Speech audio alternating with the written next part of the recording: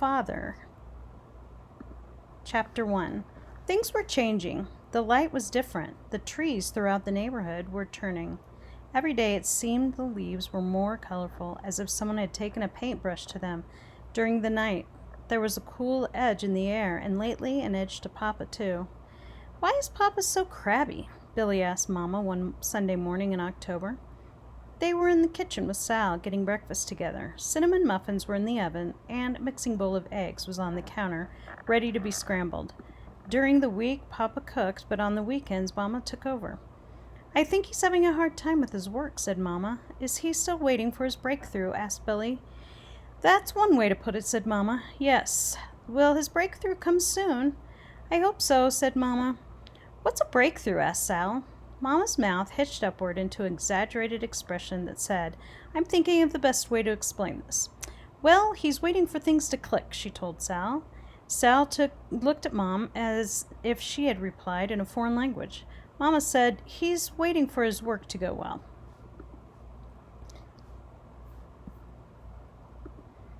"Papa's got a lot of things that click in the garage," said Sal. "Yes, he does," said Mama. Billy rolled his eyes and tilted his head toward Mama. Sometimes when Sal misunderstood, he felt superior. Mama smiled. The timer rang. "Muffins!" cried Sal. "Listen," said Mama, "I'll start the eggs. Sal, you can help me. Billy, go to the garage and tell Papa it's time to eat." Billy didn't want to disturb Papa if he was busy. He entered the garage quietly. He was careful not to knock over Papa's new acquisitions. Dozens of wooden cigar boxes stacked tall near the door. "Papa, breakfast is ready." Papa was sitting on the stool with his back to Billy, staring at his latest creation. Papa twisted, turning his head toward Billy, but remained seated. "What do you think?" asked Papa. Billy came closer. Papa pulled Billy onto his lap, bouncing him twice, and Billy could tell Papa was making an effort to be cheerful. "I like it," said Billy. "What is it?" "Good question," Papa replied. Before them stood the broken-down cello Papa had found at the dump.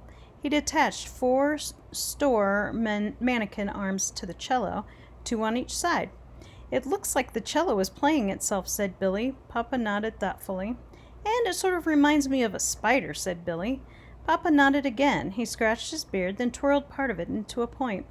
"Is it your breakthrough?" asked Billy. Papa took in a deep breath and loudly sighed it out. "No," said Papa. No. His voice sounded sharp. He lifted Billy off his lap. "You could add a monster mask on top of it," said Billy, trying to be helpful. "It would be easy to find a good one with Halloween coming up." "Whatever," said Papa, his voice still sharp. He slapped his thighs as he rose from the stool. Then he offered Billy an apologetic smile. "Let's eat," he said. Papa was quiet during breakfast. When they were cleaning up afterward, Billy reminded him, "Don't forget, Ned's coming over to work on dioramas."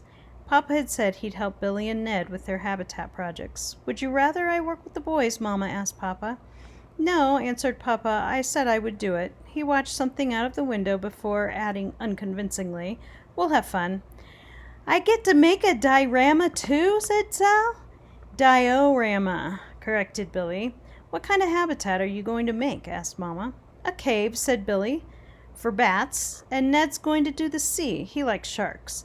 "I'll do the sea too," Sal announced. "The Drop sisters are from there. I'll get them and tell them." She dashed out of the kitchen. "She's something," said Mama. "She's something," said Papa. What exactly that something was, Billy couldn't say. Chapter 2. While Mama graded papers in the dining room, the kitchen became a diorama workshop. Mama had found 3 shoeboxes in her closet, and she was willing to give up. 1 for Billy, 1 for Ned, and 1 for Sal. Billy had gotten scissors, crayons, markers, construction paper, tissue paper, tape, and glue from the basement. Papa had thrown together some odds and ends from the garage that he thought might prove useful. Ned had brought 2 plastic sharks and some seashells from a Florida vacation to use for his diorama. And Sal had asked Papa if she could please use glitter, which was kept in a secret hiding place out of her reach.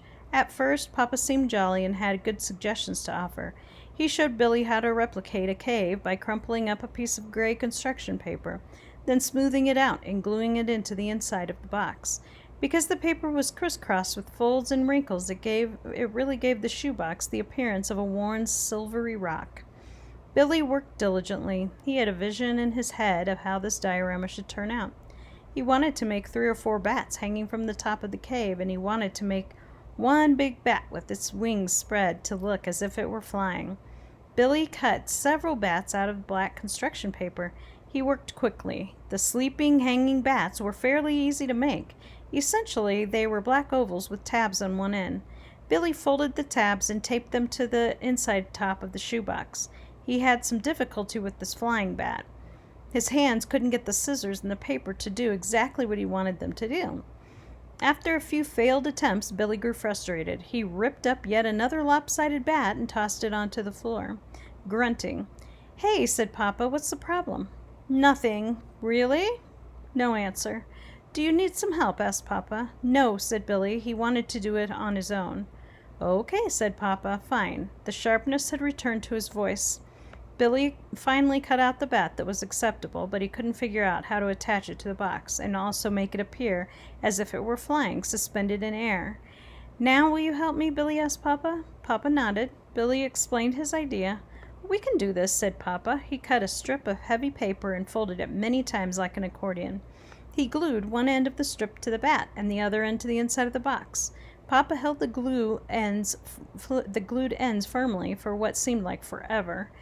"You'll have to be patient with the glue," he said. At last, Papa angled the shoebox so that the opening faced Billy. "How's this?" asked Papa. If Billy looked at the diorama straight on, he could see how the bat was fastened to the box. It truly looked as if the bat hung in the air. "That's good," said Billy. "You're welcome," said Papa. "Thank you," said Billy. He shook the diorama gently and the bat bounced. "Careful," warned Papa. "It's pretty delicate." To complete his cave, Billy chose some pebbles from Papa's assortment of things from the garage and glued them to the bottom of the box. He was proud of what he'd done. Billy had been so focused on his diorama wrapped in the cocoon of concentration that he hadn't paid much attention to Ned's or Sal's.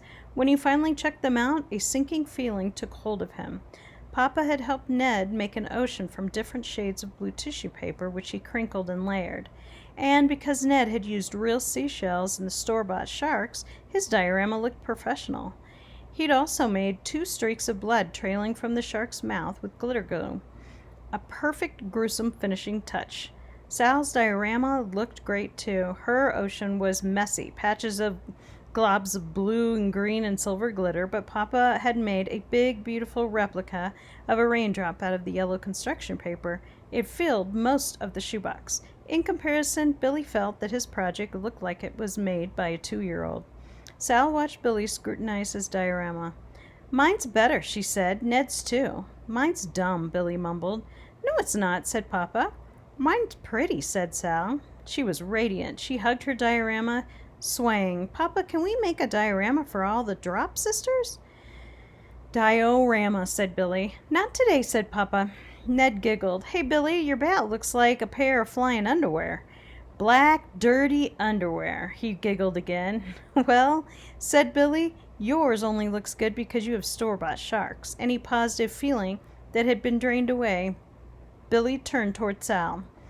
"And yours only looks good because Papa did it. If he hadn't helped you, it would look like the garage." "Hey," said Papa sternly. "Enough." He brought his hand down hard to the table. Smack, then the silence. Papa rarely raised his voice, so when he did, it felt as if something in the universe had shifted. Sal broke the silence. "Papa, your beard is sparkly," she said. "Glitter," said Ned. "That's the least of my problems," said Papa. "I'm never having a beard when I grow up," Billy said under his breath. He was mad at Papa. Billy blamed him for the way he felt. Mama entered the kitchen. "What's going on in here?" she asked. She tucked a red marking pencil behind her ear, which made Billy think of Miss Silver's chopsticks. Papa whisked past Mama, tapping her on the shoulder. "Tag team," he said. "Your turn." He disappeared out the back door. Mama scanned the room. The tabletop and floor were strewn with scraps and wads of construction paper and tissue paper. There was a dusting of glitter everywhere. "I can tell you've been working hard," she said. "Are you going to make a diorama too?" asked Sal. Mama sighed. "No, honey," she said. "I'm going to help you all